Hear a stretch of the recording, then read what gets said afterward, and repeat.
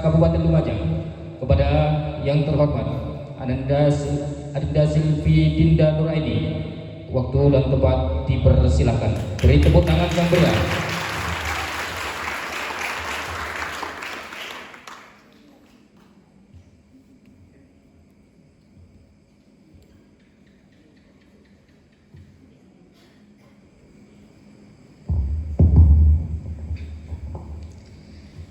Bismillahirrahmanirrahim.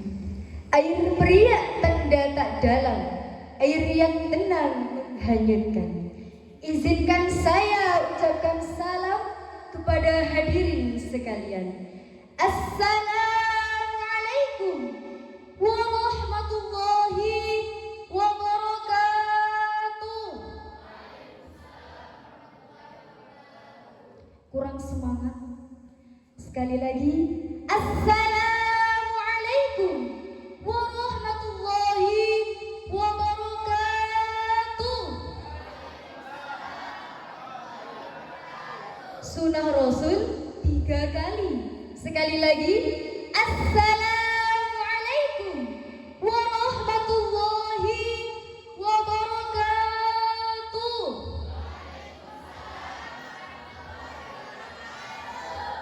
Alhamdulillahi rabbil alamin, wa bihi nasta'inu ala umuri dunya waddin, wassalatu wassalamu ala asrafil anbiya'i wal mursalin, wa ala alihi wa sahbihi ajma'in, amma ba'du.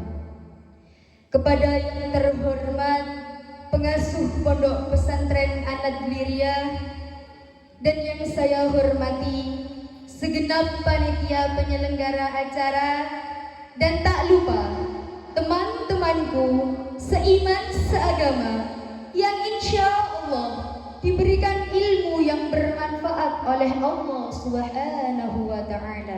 Amin Allahumma.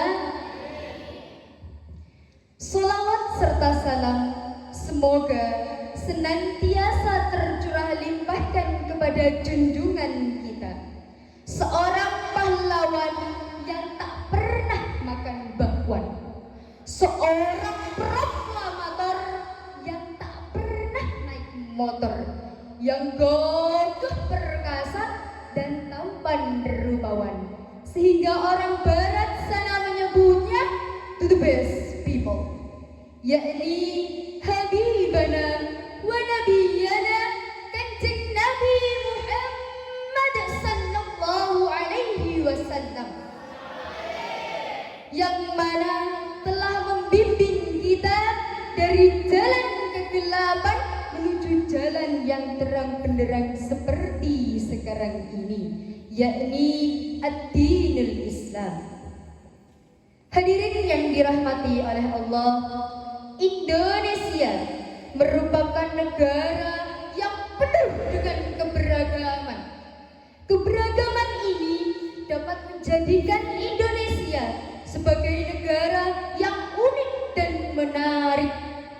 Namun di sisi lain, jika tidak dijaga dan dikelola dengan baik, akan mampu memunculkan konflik, bentrokan, perselisihan, pertengkaran, sehingga mampu meruntuhkan falsafah negara kita, yakni Bhinneka Tunggal Ika. Betul? Hadirin yang dirahmati oleh Allah, apakah kita rela negara yang besar ini, negara yang dibangun dengan susah payah ini, cucuran keringat, linangan air mata, bahkan genangan darah para syuhada harus roboh hanya karena kepentingan pribadi dan golongan? Ada yang mau? Tentu saja tidak, saudaraku. Untuk itu, di sini saya akan menyampaikan sebuah pidato yang berjudul Moderasi Beragama sebagai Alat Pemersatu Bangsa. Hadirin yang dirahmati oleh Allah, adakah yang tahu apa arti dari moderasi? Ada yang tahu? Moderasi adalah jalan tengah di antara dua hal yang mengalami kesenjangan sosial. Lalu, apa sih makna dari moderasi beragama? Ada yang tahu arti dari moderasi beragama? Moderasi beragama adalah bagaimana cara kita bersikap, memandang, berperilaku melalui jalan tengah dalam beragama, sehingga kita tidak menjadi umat yang berlebihan, umat yang mampu menjadi umat yang bodoh, umat yang tidak bisa berada di tengah-tengah, yang radikal dan tidak terhormat. Lalu satu lagi pertanyaan yang akan saya lontarkan kepada panjenengan semua. Bagaimana cara agar kita mencapai moderasi beragama? Ada yang tahu bagaimana caranya? Ada yang tahu? Jawabannya ada dua hal. Yang pertama, kita harus menjadi umat yang wasatiyah, yakni umat pertengahan, umat yang moderat, tidak radikal, serta tidak berlebihan. Sebagaimana Rasulullah SAW telah bersabda, Allah halakal mutanatti'una salasa marrat, yang artinya ketahuilah akan binasa orang-orang yang berlebihan, melampaui batas dalam beragama. Rasulullah mengulang ucapan ini sebanyak 3 kali berturut-turut. Mengapa Rasulullah mengulang sebanyak 3 kali? Ada yang tahu? Karena Rasulullah ingin menekankan kepada kita agar menjadi umat yang berada di tengah-tengah. Lalu cara yang kedua untuk kita mencapai moderasi beragama adalah dengan bersikap tasawuf atau toleransi, yakni saling menghormati dan menghargai antar sesama, terlebih lagi di atas perbedaan agama. Sebagaimana Allah Subhanahu wa taala telah berfirman di dalam Al-Qur'an surat Al-Kafirun ayat 4 sampai 6. A'udzu billahi minasy syaithanir rajim. Bismillahirrahmanirrahim.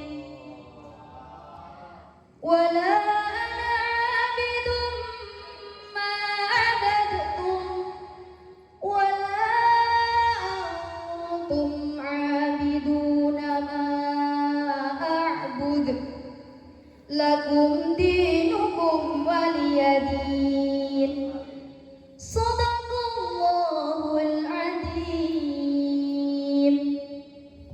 Yang artinya, dan aku tidak pernah menyembah apa yang kamu sembah, dan kamu tidak pernah pula menjadi penyembah apa yang aku sembah.